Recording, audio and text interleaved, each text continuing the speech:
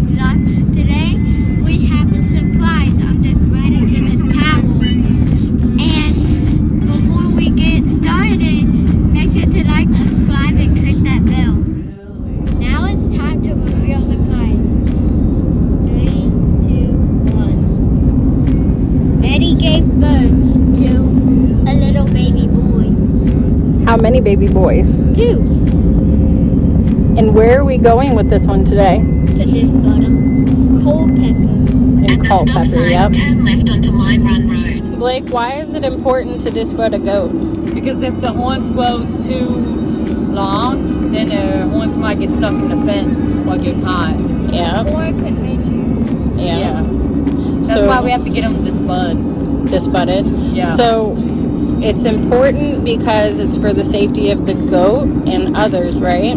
Yeah. Now, what about other goats? If a goat has horns, what could happen to other goats? They can get hurt. Yeah.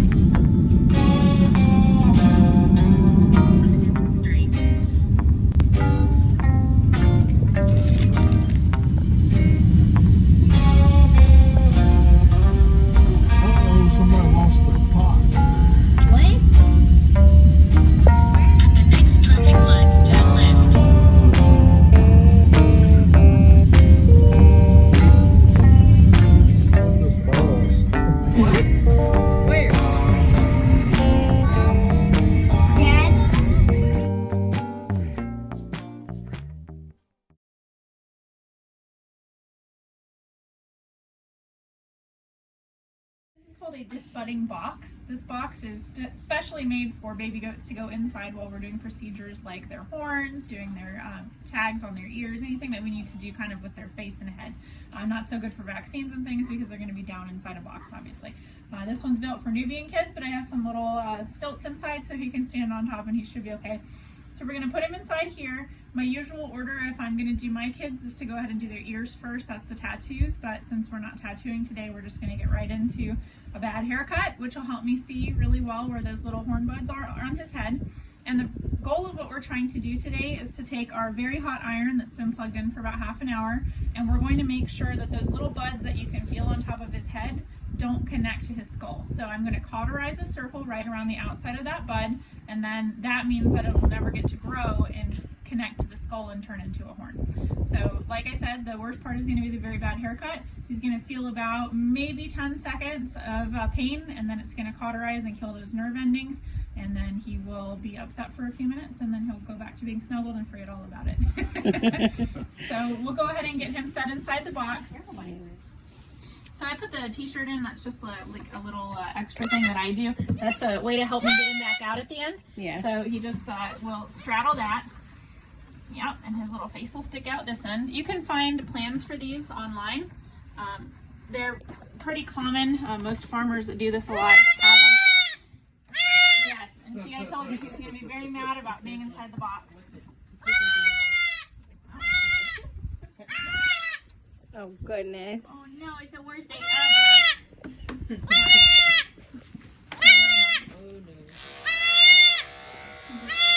Clip around the edges here so we can see what we're doing.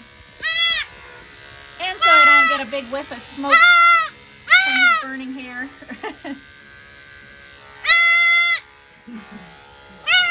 I know, you're so mad. It's alright, babes. No. Yeah, who's next? Well, this one had his today, so there's two more to go. So you can see a lot better now that we've taken the hair away, but there's these little bumps coming up in here.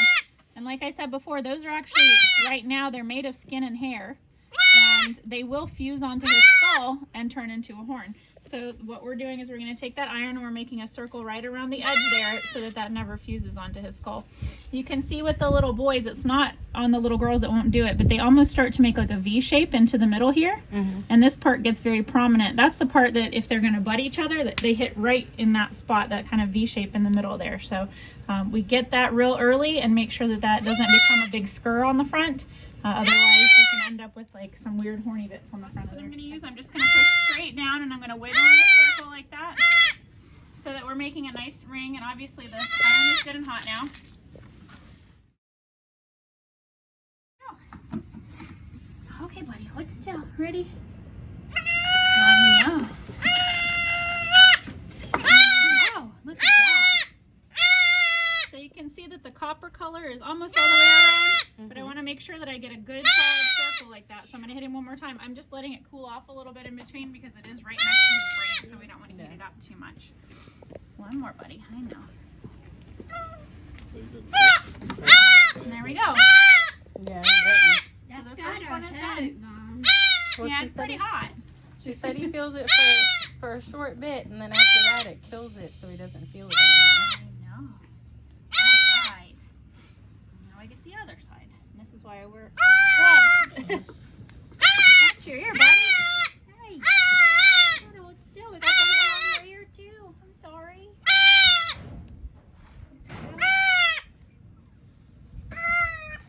Those are your ears. I don't want to hurt your ears. Hold still. There we go. There it is. All right. So see, that was a lot easier than he thought. He was very dramatic. But I think we have a good copper ring all the way around, and that inside, I may hit the inside one more time just to be sure, because like I said, that middle part is right where it's going to be the very worst and the most likely to get exposed. These little buds will stay on for anywhere from a few hours to a few weeks.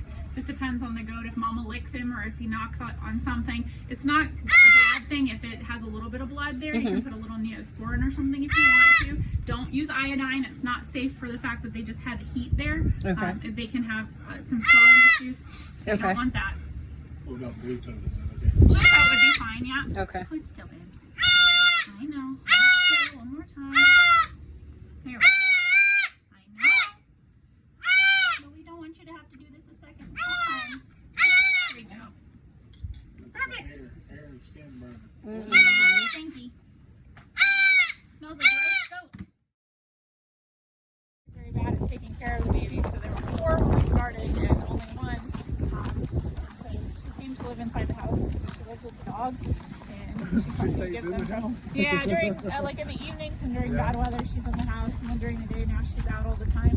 She's gonna be our mascot. You know, you raise one like that, it's very hard to send them off to the processor. So there's one of our guinea hogs here that's very stubborn. He's the only one who won't get in the trailer. I moved everybody else to the new pen already, and he just will not go. So he only gets to eat if he goes into the trailer. And we'll see how long he can hold out. This one's electric too, so I'll grab a hold of it.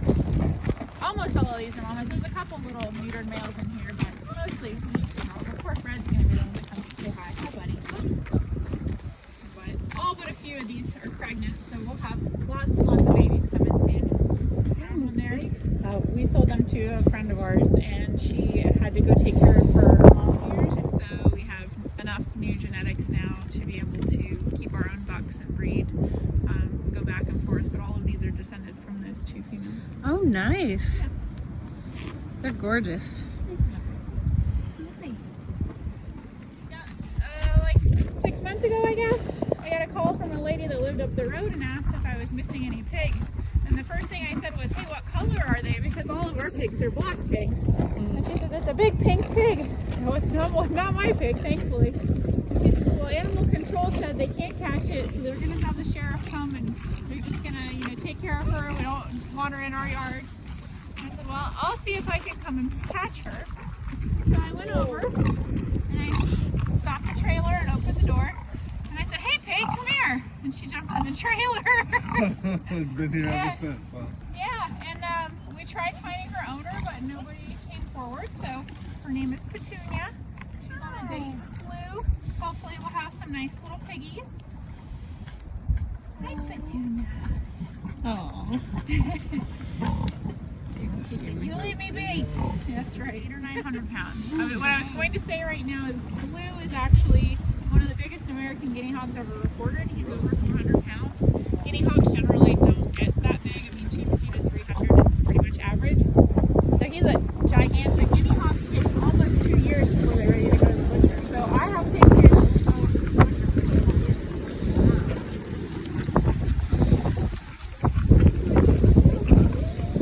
Big.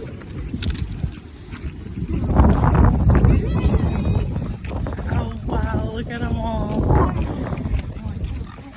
We'll cut pickles when we get to the end. These guys aren't that friendly. These are our mama pigs and that one right there. His name is Simon. She's daddy. Aww. I think the little ones are hiding because it's so chilly, but I'll see if I can scare them out of the house. Okay, stay here a minute. Alright. Oh, you're so cute. Look at the. That's so tiny. Oh my goodness. That's funny when they run. Look how little they are. Oh my goodness. I wish we could get a pig. Yeah. We can't though. So cute. They are.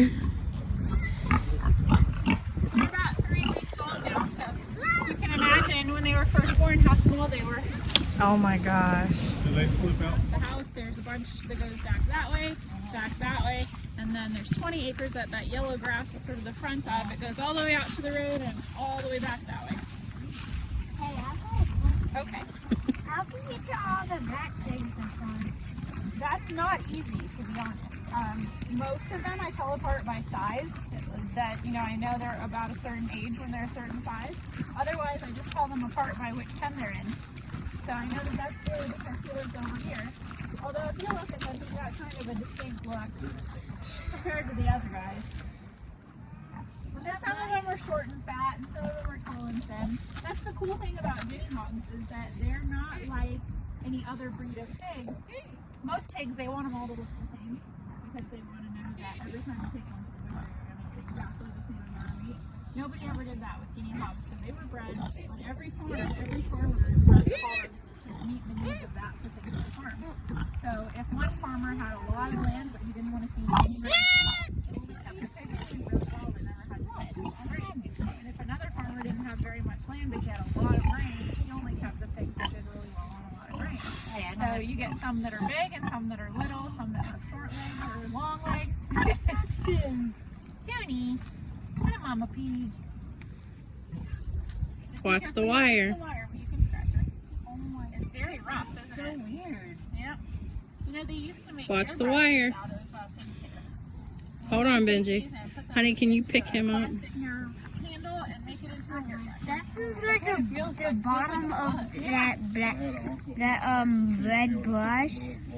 The Does red it feel glue. really bristly? Yeah, it feels Really like rough? Yeah. Yeah?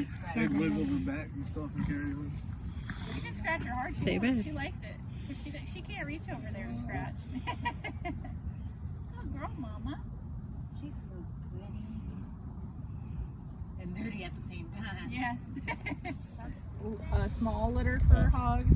12 to 14 is pretty common for the bigger hogs.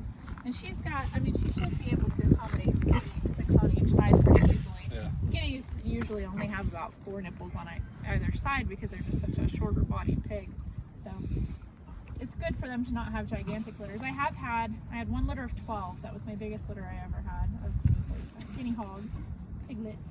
She's gonna lay down. Oh, flop. I know. Now Pickles will bite your fingers because she thinks you have sweet. Don't stick them near her mouth. Did y'all hear her? She said don't stick fingers Yeah. near the mouth. Yes.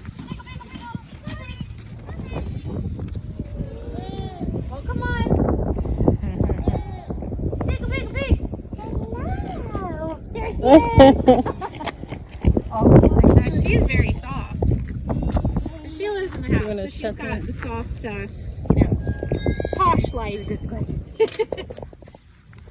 good thing nobody has. Oh, there it is. Belly rubs.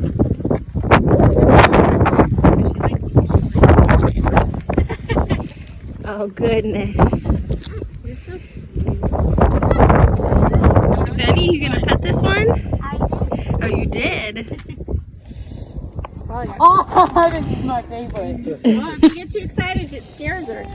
And she rolls over if you scratch on the lower part of her, like her side near her belly. Come here, Mama.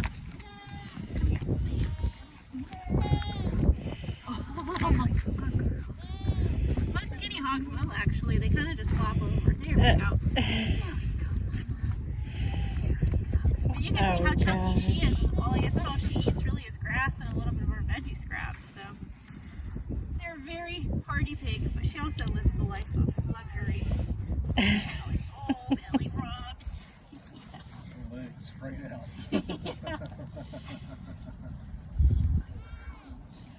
What do y'all think of her? Yeah, she's so, you know. Oh, yeah.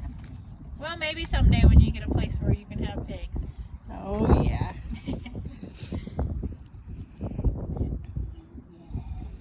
How old is she? Let's see. 7 months. I had to count how many months from when she was born. She was born in August. Do you have to do any trimming to their feet?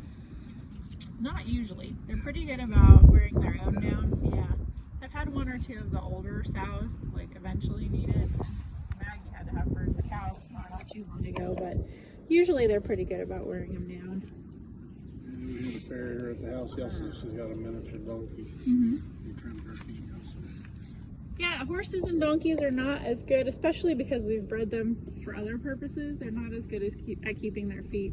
But for animals like pigs, if I have ones that end up needing trims and things, I make sure I don't breed those or I don't keep them in the genetics because that's not something I want to have to deal with. So Right. we keep the ones that have all the traits that we want. And like I said, this one's just kind of going to be the farm mascot because she's obviously popular. She'll be going to the farmer's market with me this summer. Put a harness on her and walk her around. I mean, I don't. Yeah, we use like a dog crate, and then I have a 10x10 kennel that we just set up, you know, and then people can go in and pet on her. The And main attraction. yes, Still Everybody laying go see down. the pig and, That's oh, right. while you're here, buy something. Well, did you want to give a quick shout out of your farm name and? sure. So this is Hock Newberry Farm. I'm Erica, and I also own Farmstead Care and Consulting, which is a business that does the disbudding and things like that. So, Well, we thank you so much for your time today. yeah, thanks. You boys want to say thank you for the farm tour that she gave us? Thank you. You're welcome. I always like inspiring the future farmers.